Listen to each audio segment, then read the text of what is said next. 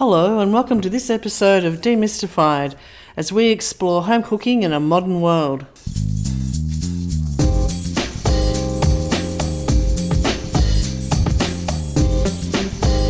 In this episode of Demystified, join us as we discuss steam settings and the role they play in cooking using your steam oven or your combi steam oven. So listen now as Linda and Paul discuss what's the go with steam percentages. Hi, I'm Linda McGowan and I'm sitting here with Paul Mounsey and we're from Demystified, where we explore home cooking in a modern world. Hi Paul. Hello Linda. Paul, one of the questions we get asked an awful lot at Cooking with Steam is about percentages of steam. Now in my oven, as you know, my oven's really old and basic, and it doesn't have percentages, and yet it cooks pretty well. So when we get a lot of responses from people out there who bought steam ovens and just wonder about the percentages, how important is that in the cooking process? Good question, Linda. The percentage of steam in the cooking process, the first thing that we need to take into account is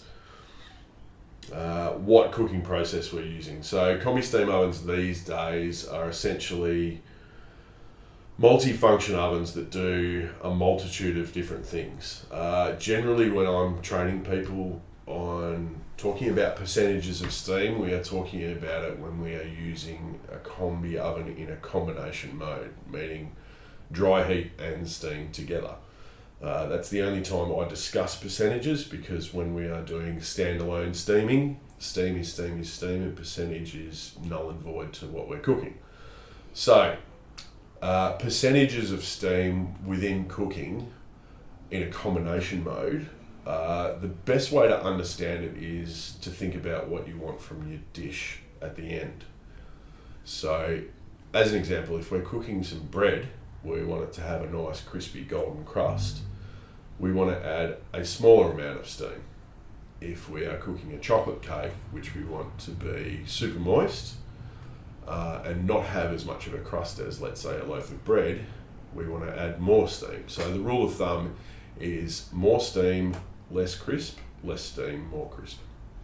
It's interesting, Paul, because as you know, the oven I've got is about 5 years old, and we're not even sure that the temperature's exact, because that dial system is pretty old and goes up by increments of 10, and we're just guessing where exact temperatures like 68 and 72 would be. And yet, by and large, everything we cook in there, except for when I stuff up the recipes, as you know I do frequently, so let's say when you cook in there, it comes out fantastic. And so I'm not sure that the steam is a big player in the percentages, because everything we've cooked for cooking with steam comes out really well. And so for the average home cook, a la me, I'm not sure that people need to worry about that as much as they do about maybe the process or the preparation. Because in the big scheme of things, I don't think the percentage of steam is going to make their dish any less great based on their ingredients or their process. No, and you shouldn't get bogged down with it. We know from cooking, let's say, a simple example like a leg of lamb, that the addition of any amount of steam to the cooking process will improve the end result versus dry heat cooking or conventional oven fan force cooking. Yeah. But it isn't a detail which people should get bogged down with. The difference that most people would notice between a low and medium percentage of steam going into the oven or a medium and high percentage, the difference in the end result that they would notice in their food is minuscule and minute, so they wouldn't notice it as much. Between a low percentage of steam and a high percentage of steam, there would be a noticeable difference. But the thing about it is that it's more about the technique and preparation versus what the oven can do for you. Yeah, because one of the things I've learned from you over the years I've known you is it's all about prep, and it certainly has changed the way I plan out a meal now. But with our oven, the difference for me wasn't so much in the percentages of steam it was the leap from a dry conventional oven into a combi steam oven. That was just revelatory. It was just amazing. I'm not even sure that's a word. Thank you for that, Paul. Thank you for that, Paul. But it was just amazing. Once we got over that first fish dish that I cooked, that was just appalling. And who thought preset temperatures would work? But once you got over that, and you made that first roast pork, where we just went, that was amazing. And so I think the difference between your cooking in a dry oven, normal oven, to a combi steam is the huge revelation. Not so much 25 to 75% steam or 50% 75% steam. No, and again, it comes back to the actual cooking process for the dish that you're doing and what you want the end result to be. So it needs to be understood that combination cooking, where you're using dry fan force heat and an element of steam regardless of the percentage of the steam, is a totally different cooking process to standalone steaming. So standalone steaming does not use dry fan force heat, it uses steam alone. So to the point of combi and percentages and all the rest of that, it, like you say, it doesn't have a major effect if you didn't know it was there, but because you know it's there and because you've used it now, you notice the difference. The learning curve is not in combination cooking. Combination cooking is what everyone does already. It is general 180 degrees fan force cooking. The difference is we're adding a percentage of steam to help maintain a moisture content of whatever it is we're cooking. The learning curve in a combi steam oven is standalone steaming, and understanding that the trick to that is lowering your temperature and increasing your time.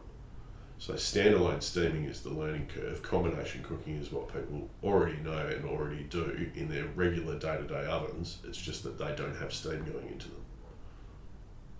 Yeah, and having now had a combi steam oven, I'd never go back, but that's a different topic for another day. But I think you're right. I think for me, the revelation of having the combi steam was in cooking fish at the right temperature and getting it right, not having that rubbery, just inedible mess come out. Yeah, and that's fish that was done in a standalone steam function. Yeah.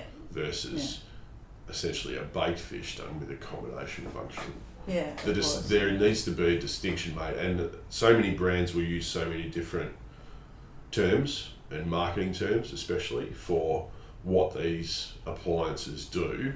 One of them being moisture plus, hot air humid. They've all got their own particular terminology, but what home cooks need to understand is that steaming food and combination cooking food are two separate methodologies that have got nothing to do with each other. Yes, they both involve steam, but they work totally differently with the food. You're confused already. I know, you can tell by the look on my face. So let's say a roast pork recipe, okay? We're not going to do a pork on a standalone steam function to get a roasted pork recipe. No.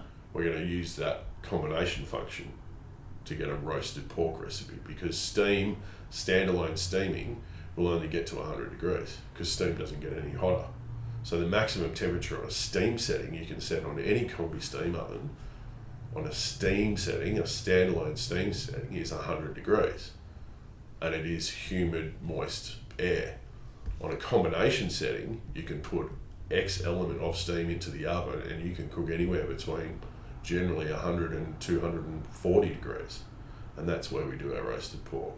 So the distinction between steam cooking and combi cooking needs to be made, and they're two different methods totally. So when we do a dish on cooking with steam that is, let's say, salmon, and we do a steamed salmon, it is done with steam alone. Temperature is dry fan force temperature is not involved. If we do a dish of baked salmon, it will be done on a combination mode using a percentage of steam and a dry fan forced heat.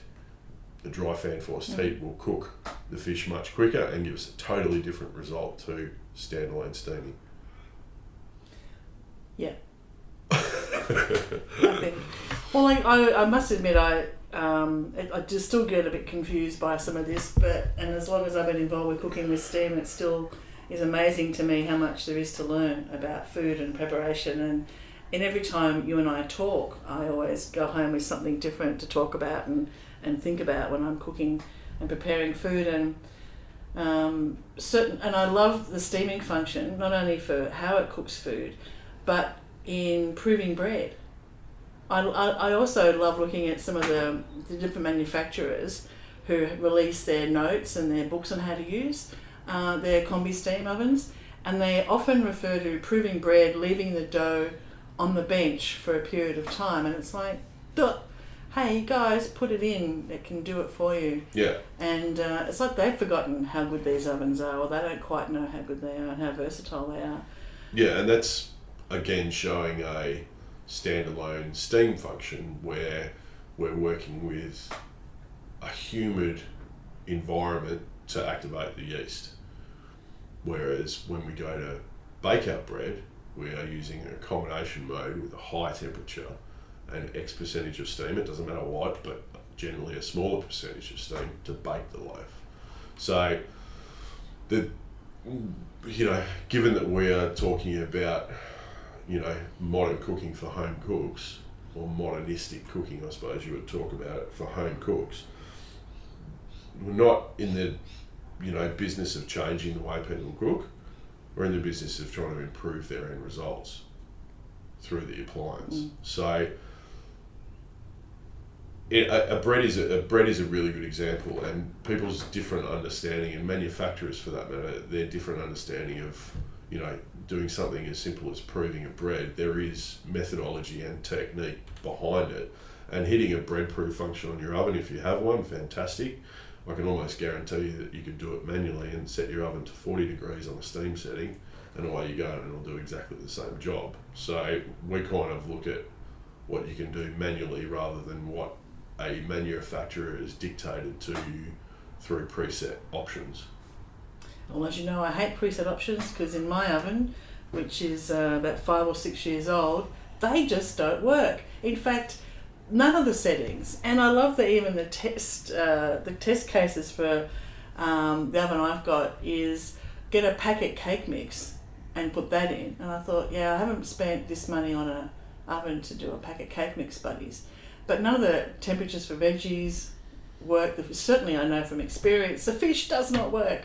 Yeah, so I think, and this is only a guess, but I think what manufacturers do with presets and, let's say, preset recipes, and everyone's coming out with more and more and more. So they think, rightly or wrongly, but they think that's going to be a determining factor of whether a customer is going to purchase an oven or not by how many presets are built into the oven.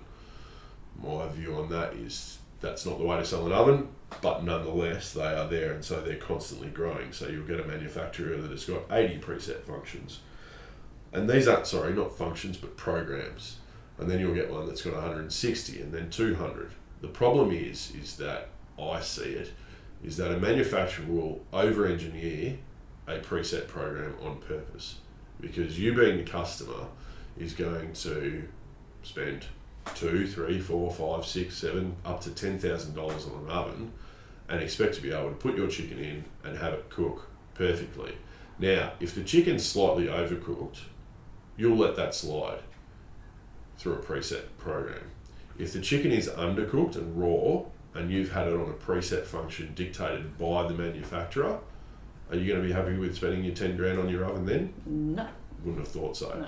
And the problem with oven programming and presets for ovens is, again, it's like writing a recipe. It's down to interpretation. So, as you would know, I've now written 300, close to 400 plus recipes, and I give them to you, and you know the prep, the way they go, the way it works, you watch the videos, all the rest of it. But there has been times when the recipes have worked out differently. And they've worked out differently because the way you've interpreted what you've seen or what you've read is different to the way that I work. And if you think about it in the same way with pre-programs, is someone somewhere has programmed in that this chicken at this weight needs to cook for this amount of time in this oven. That's fine, but do you know if they started their chicken from room temperature or straight out of the fridge? A lot of people might get their chicken straight out of the freezer and put it in the oven and think that it's going to work. So interpretation of recipes, essentially, which is what pre-programs are, will change end results. And also changes results when you don't read the recipe properly and you leave out quite important ingredients like eggs from a cake batter. I've learned that from experience, I know. And creating frisbees is what we call that. It was a very unexciting cake. It was still tasted nice, it just didn't have the eggs. But you're right about some of those, and some of those food demos that you and I have attended over the years where people have taken frozen things out of a freezer and put it into the oven, they just don't work. You know, I mean, everyone's time poor these days and wants things to be faster and quicker and easier and better. And if you're listening to this or you know of cooking with steam, you're into it because you're a keen cook. You're not just passing by generally. So you want to improve your cooking skills, or you want to maybe open up a few new options in your recipe repertoire. So everyone does want something faster, quicker, better. I will say it, and I'll say it forever and a day, that good food takes time. You go out to a restaurant, you sit there and you sit there for 2 hours and you have a nice 3-4 course dinner. What you haven't seen is the 14 hours that went into that meal beforehand. Yeah, that's true. Well, I take issue with a little bit about what you said before about not wanting to change the way we cook. I did want to change the way I cooked, and we've already explored that in an earlier podcast. No, but it's not changing the way you cook, it's understanding. Well, I wanted to explore how to use it an oven differently, how to cook differently. I wanted to cook fish, and I'd never, ever cooked fish properly before, and it tasted terrible. And the other night, Dougie was away, and I invited some girlfriends around, and I cooked a fish dish, the snapper with leek, and I cooked that from scratch in front of people, and it was effortless because I knew the process, I knew what to do, I'd planned it, but I would never have cooked fish ever before. And I think now I know how, and now I know not to use my presets, but how it does work. And I think that's what I've gained out of having the combi steam oven, is an appreciation of better cooking, better style of cooking, certainly better preparation and reading recipes, and not just relying on this will do. That's what's really helped me at home. Yeah, and everyone will learn differently. So yes, that's the way that you went about it, but maybe someone just does want to improve their roast chicken. Maybe they do. Maybe they don't. I mean, the problem with cooking is that everyone has their own technique, their own style, their own way they want to do things, and some people will go, no, I think I'll just add a pinch of this or a dash of that, which is fine. I mean, the problem with cooking is that there are no laws, but there are. There are no laws to what goes with what with food, okay? But people read some people read recipes as though they're the Bible, and they have to follow it to the gram, step by step. Whereas some people go, I'll just throw that in, throw this in. That matters for things like pastry cooking. But for general day-to-day cooking, that doesn't matter as much. But then, so you can say there are no laws for cooking, but then there are only a certain amount of cooking methods that you can use to cook something. So there are laws. You can't change the way that steam actually works and what the effect it has on the food. The only thing that you can control and change is the actual food itself and what you put with it. But the actual process of cooking itself, no one has invented a new cooking medium or technique in hundreds and ever.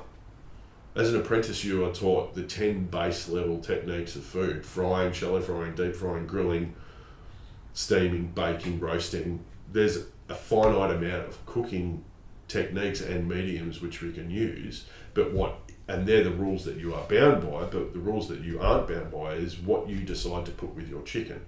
So we're in a world of being bound by rules but having freedom, and that's where people get confused. So the things that do matter more than anything else, and you've heard me say it ad nauseum to a million people, is time and temperature. If you look at any recipe, barring pastry cooking and cake making and things like that, where you need super accuracy, but if you look at a recipe with a piece of fish and it says season the fish with I don't know, garam masala and coriander, and you look in your fridge, you look in your pantry, and you've got cumin and dukkha. Can you replace that? Yes, you can. What should you change in the recipe? Just that? Yes. Should you change the time and temperature because you changed a spice for a spice and a spice rub for a spice? No, you shouldn't. So you are kind of bound by laws and then not bound by laws. But the key to any recipe is what the temperature says and what the time says. Lovely. And on that note, thank you, Paul. We'll finish with this episode, and we look forward to next time catching up on Demystified. See you later. Thanks for listening to this podcast as we explore home cooking in a modern world. We'd love you to subscribe, and for more information, please go to our website, cookingwithsteam.com.